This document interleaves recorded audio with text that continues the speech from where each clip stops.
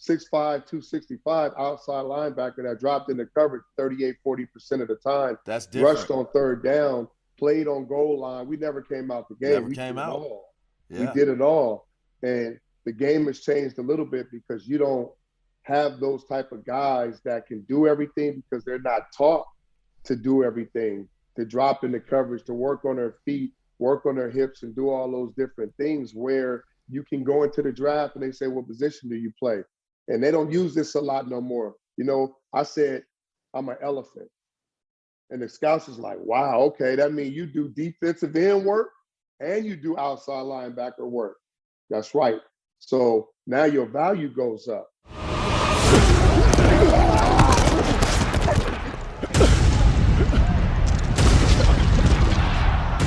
Okay, everybody, what's up, man? It's an exciting edition Up on Game presents Conversations with a Legend, and this truly is a legendary figure.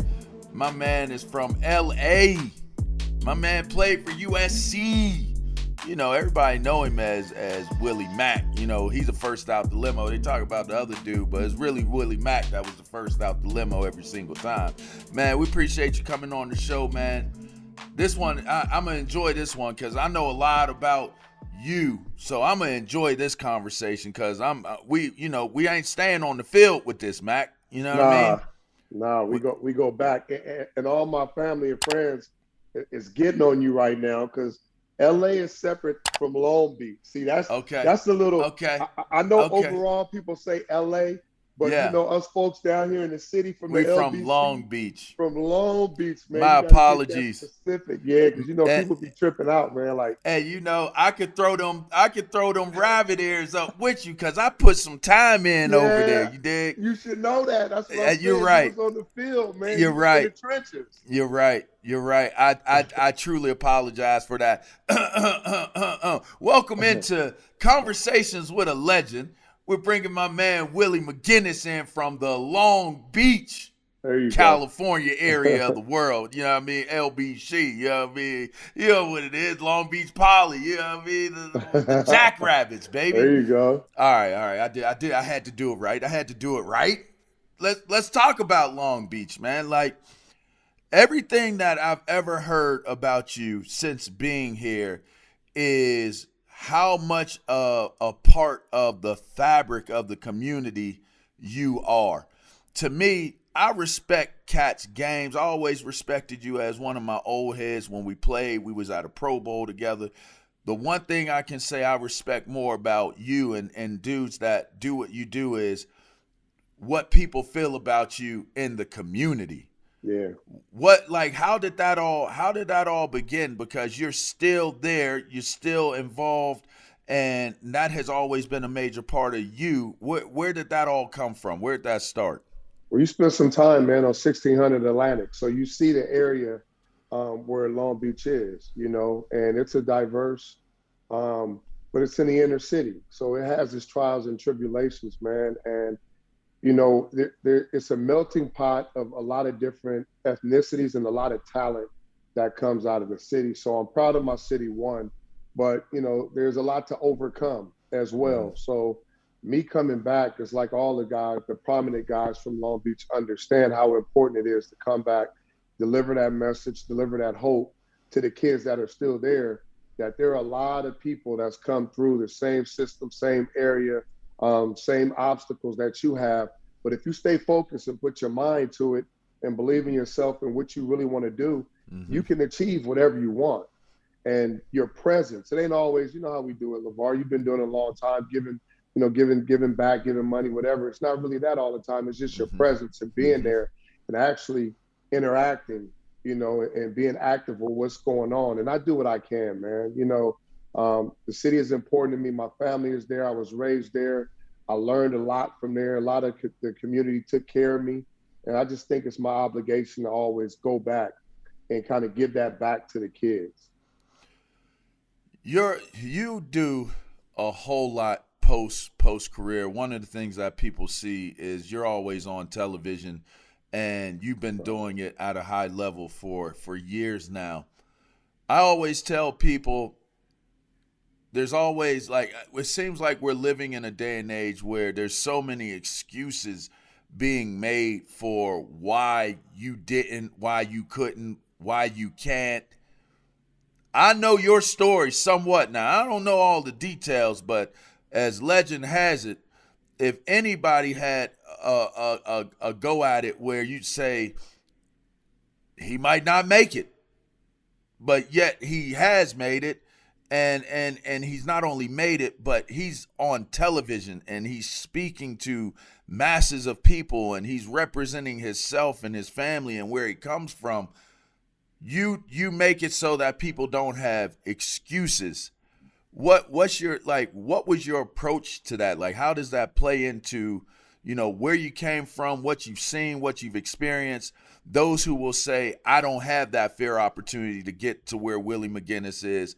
How does that play out for you? How did that play out for you? Well, first, let me just say I'm still a work in progress, man. Whether it was playing or doing a TV thing or business ventures or whatever the case may be, I'm still learning. I'm still a work in progress, and I think LaVar, there's always a fear of not wanting to fail and go back to anything or fall off and be negative and fall into things that happen, outside of what we try to do professionally and stay the course. And I'm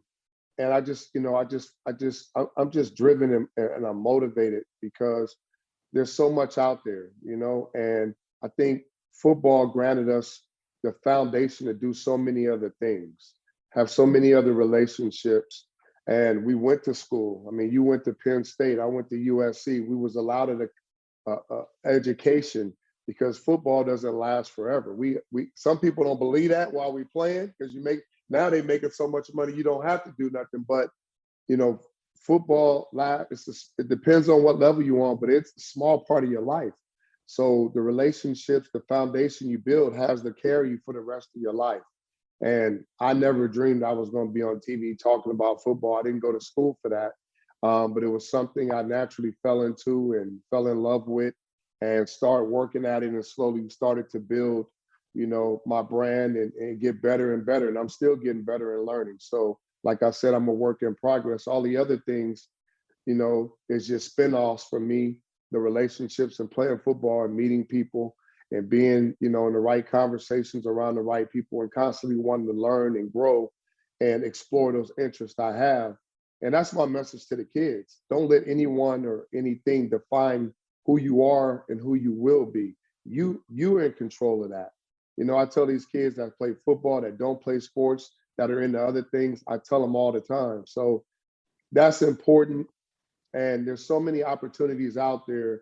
The sky's the limit, that you got to believe in you and your dreams and what you really want to do. And sometimes it takes a while to figure that out. You might not know right off top.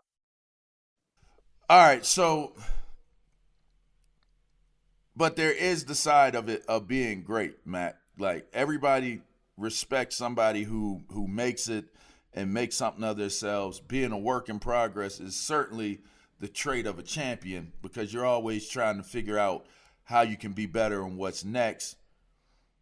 What would that advice be? Because it's getting more and more complicated, right? Like if you think about it, Right. it's one thing to be great at the high school level now, but now with the whole NIL setup, even in college with the portal and how simple and how easy it is to kind of find a different scenario and setup, that idea of being a work in progress has got to be more evident and more prevalent now in guys, even more so back when we were playing.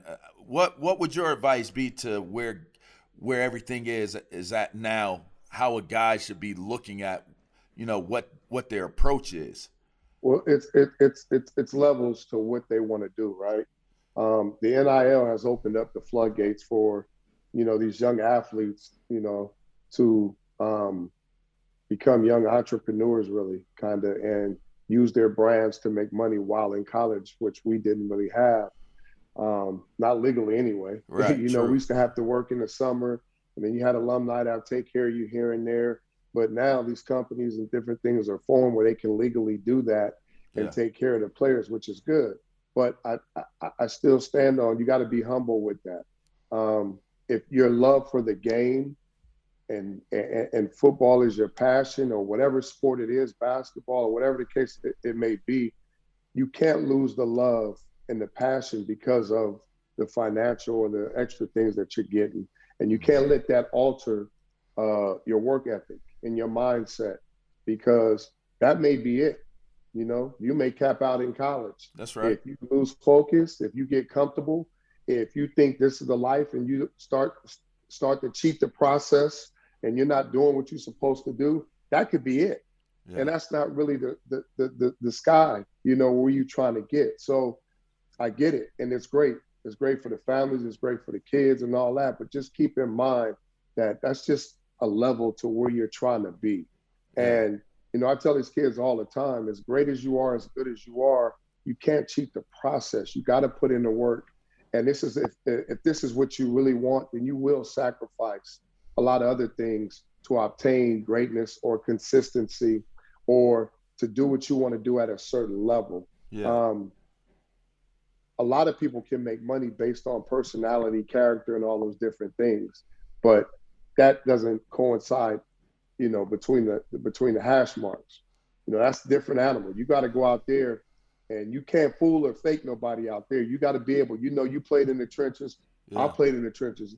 That ain't, you got to be a grown man out there. You got to play the sport, because, the life span for an NFL guy, we know 3.5, 4 years, that's if right. that. Yeah. In college, it ain't easy anymore. The portal, guys can jump around. And a lot of people say it's the competition thing, but I get it. Like, if I was at Georgia, like let's use Jermaine Johnson. He was at Georgia. Yep. There was so many people, so much talent. He had to make a decision for him and his future. He went to Florida State. He made a great move. Yeah. Played at a high level. It worked. Yes. He performed. He produced. Nothing matters in this game if you don't produce. Yeah. I don't care what they want to offer you, what they give you. If you don't produce on the football field, none of this stuff, right. All this stuff goes away. That's right. Nothing matters. So I think all these young athletes got to remember your brand and everything you're trying to build, the deals, the money, all this, whatever it is, facial recognition, whatever you want, it starts on the field, whichever it is, or the court, wherever you at, that's where it starts. And if you don't consistently do that, everything else goes away. So that's probably the most important advice I would say, that goes with your question. Do you have an example of a time where that became clear to you, where it was like, I got to tighten up, or like, this is real, or whatever, do you have an example of what you just talked about? Yeah. I mean, when I left high school, I was the first person in my family to go to college, LaVar. So my thing is, I don't want to go back to the hood. I don't want to go back and fail like I've seen so many of my friends and homies do. I don't want to put myself in a situation where I might make a bad decision. And I want to provide, I want to help my family, I want to grow, I want to be able to do things, So that clicked for me. And once I made it to the point that I wanted to make it, as far as getting drafted, then now you got something to prove. Now you got your pride. Now you got a responsibility. Now you got people that you're responsible for, in my eyes. Mm-hmm. I never wanted my mom and dad to work again, ever. I wanted to be able to take care of my sisters and family members. I wanted to be able to do things. I wanted to be able to play the game I love, that I've been playing since I was 6 and 7. It was never really about the money to me. I didn't look at it like, I'm playing for money, I got to do this. It was the passion for the game. And it was my life and what I wanted to be and not go back to. So there's a lot of things that was more important than me checking off, how much was I going to do here, do there. Yeah, that's a part of the business side of it. But if that's all you're doing it for, then you ain't going to really last long, because you're not going to have a love for the game, and you're not going to sacrifice and do everything you have to do for the game. And I think that's the difference between the elite, the really great, the all pros, the Pro Bowls, the Hall of Famers, versus guys that get in for a little while that's talented. They don't have a work ethic, they don't have a love, and they don't last long. Yeah. Mm. What are you doing these days outside of NFL Network? Of course. What else? Because I know you be on your grind. I What you do, got man. going on? What people should be paying attention to that Willie Mack is up to? Well, I like to say business. I got my production company. I'm doing some production stuff, man. I was just on a Zoom call doing a pitch meeting with Martin Lawrence and some people from BET yesterday and my partner. And, I've been doing that on the production side, trying to develop and create content. I'm real passionate about that. I love being behind the scenes and producing and creating and doing all those different things. Um, I own franchises. I'm partners in bars and different retail stores and things like that. When you talk about diversity and different things, if it makes sense and it's a good fit, I try to be. I'll listen, and if it's a good fit, I'll get involved in it, man. I'm steady, trying to grow in a lot of different places and just continue to learn the game. And I got daughters, man. They cost. So Yeah, with these girls, man, they keep their daddy going. I got three true. volleyball players. I'm Yeah, happy that one's going to SC this year on a scholarship for awesome. volleyball. So I'm extremely proud of her. She's going to her dad's alma mater.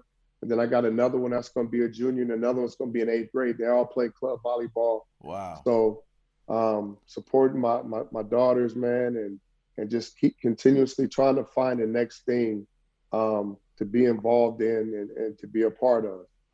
All right, here's my last question for you, man. I appreciate you taking the time. Yeah, of I, course. I always talk about dudes I respect. I love having all the guys I bring on the show, especially the ones I truly have been a fan of and have respected. Man, you always been one of the dudes that's just a gold standard, just who you were. Like I'll tell a quick story before I ask you the last question because it kind of goes into kind of what I'm thinking. But I remember when we were at the Pro Bowl and it's funny because things that you don't pay attention to, it's like just being who you are is important because you just never know.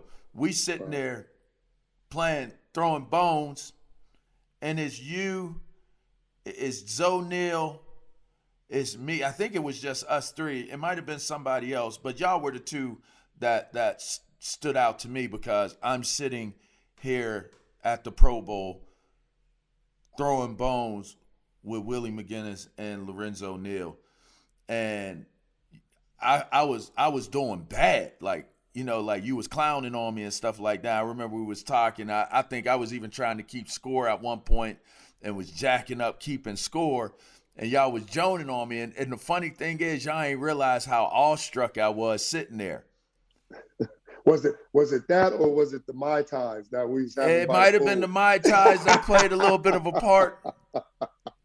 I might have been washing the anxiety away, whatever it was, with the Mai Tais because the Mai Tais were flowing and they were on my bill. Um, but I was in awe of y'all. Like Right, I'm sitting there like this is Mac, man. Like and and it's cool. You could be at, you talked about what it takes and that belief and that understanding to be great at what it is. Part of that is understanding who the people who came before you and who have right, paved the way and who have done so many great things and created an example, knowing who they are. That's why I do this show.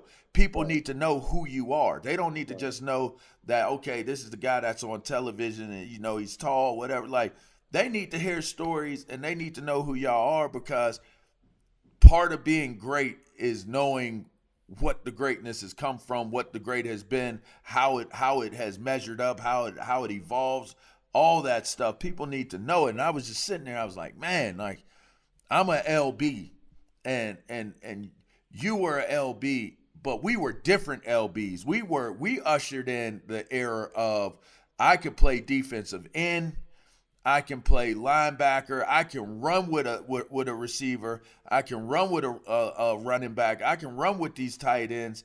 I'm 6 foot plus. I ain't short. It was a different. You ushered in a different era of what like you and Jameer and guys like Slade and all like just big ass backers is what we right. were. So I was I was modeling what I was doing after dudes like you, and now I'm sitting there almost basically trying to convince myself that I'm sitting there as an equal with y'all at the game. And that was just my humbleness to who the guys were that came before me. But I thought you should know that, man. Like I was tripping out. Like I wasn't counting my bones. I'm sitting there at the table, like, people are walking by and I'm sitting here playing bones with y'all. Like my cred is up. You know what I mean?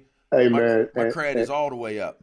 and let me say this: like we knew who you were. Well, of course, I watched you at Penn State, and I knew who you were when you came into the league, and you came in terrorizing. You came in strictly putting in work, like terrorizing. The mammal was in full effect. So, I mean, and I think like when you make it to a certain level and you respect the game and you respect the guys that come before you, like I did with Bruce Smith and Lawrence Taylor was my guy, and Charles Haley and Derek Thomas. Those were the guys. Andre Tippett. Those were my guys that I looked at and Yeah. I admired and I studied. And when I got a chance to meet them, I went up to all of them, man. Like, hey, you're the reason why I wanted to play linebacker, and I respect you, and I learned from you, and I watched, and I stole from you, Yeah. because that's what we do. If you're a student of the game, you try to add That's all the right. different ingredients to your game to change it. And you're right. 6'5", 265 outside linebacker that dropped into coverage 38-40% of the time, That's rushed different. on third down, played on goal line. We never came out the game. Never We came did it out. all. We Yeah. did it all. And the game has changed a little bit because you don't have those type of guys that can do everything because they're not taught to do everything, to drop into coverage, to work on their feet, work on their hips, and do all those different things where you can go into the draft and they say, what position do you play? And they don't use this a lot no more. I said, I'm an elephant. And the scouts is like, wow, okay, that means you do defensive end work and you do outside linebacker work. That's right. So now your value goes up. Goes up. And I tell these guys, like, don't pigeonhole yourself or put yourself in one category. If you got the athletic ability, like a Brian Burns, I look at him for Carolina, these longer, these kind of guys, Jermaine Johnson, the kid Yes. out of Florida State. He Yes. stands up in the 2-point. He sets the edge. He can do those things that we're talking about. Von Miller, like those guys still came along that can do it. It's just different now, because of the offense they're running, whatever. But it didn't matter with us because we can defend anything that they threw out there. So it is different. I appreciate, the love and the respect, but just know that the real dudes respect the guys that come in as well and pay attention. Yeah. Because of course we knew who you was, man. And for me, I ain't got no ego. I'm humble, bro. I don't care who it is. We all brothers. Yeah, indeed. We all brothers. We all in this special club, and the camaraderie. You know how it is when we buy the pool and Yeah. everybody getting to know each other. You finally see guys you watch play, and everybody's different. And the older dudes that's been there 6-7 times in a row versus the new guys that just getting there and everything else. It's all love, man. And it's a fraternity. It's a unique fraternity that I'm humbled and I'm blessed because of, like I said, we've been through so much and it took so much to get there and stay there and play at a certain level. But it's work. I tell these young dudes now, man, it's work. And you got to work to stay consistent. You got to work to stay good. It should mean something to you. You should care about it. And you can't cheat the process. So do everything you can to play at a certain level and do things at a certain way to separate yourself. Because every year somebody's coming in. Every year somebody's coming in. How do you separate yourself? How do you stand out? Like, how do people remember you? How do you work? How do you prepare? Do you really love the game, or you just playing the game because you're good at it? It's a difference. It is a difference. All right, so that's the segue. It's a great segue into my last question. When it's all said and done, what does Mac want to be remembered for? What's your legacy? In football, man, my work ethic, working hard, being a great teammate, Anybody who lined up across from me know they're gonna have their hands full all day because they know what's coming with me. And the respect of my peers in the game, and to say I played the game not for the money, and surprisingly not for Hall of Fame and all those things. I played the game because I love the game, and I played the game because I wanted to win championships.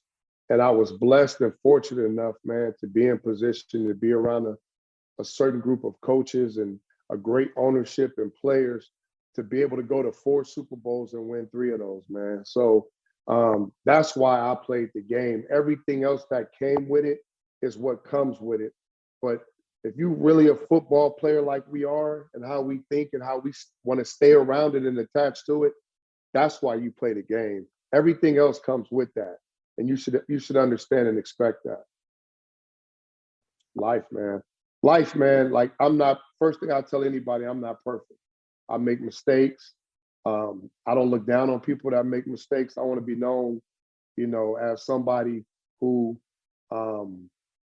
took care of his family and was consistent and, raised his daughters and tried to do my best to teach them the right way, and was a good son and took care of his parents and did the right thing. And as always, and I consider people I grew up with and close friends and everybody family, that I was always there for whoever I could be there for in the capacity I could be, man. And just be a stand-up, an honest dude, somebody that's straight up. I'm gonna shoot you straight, whether you want to hear it or not. I'm raw and uncut.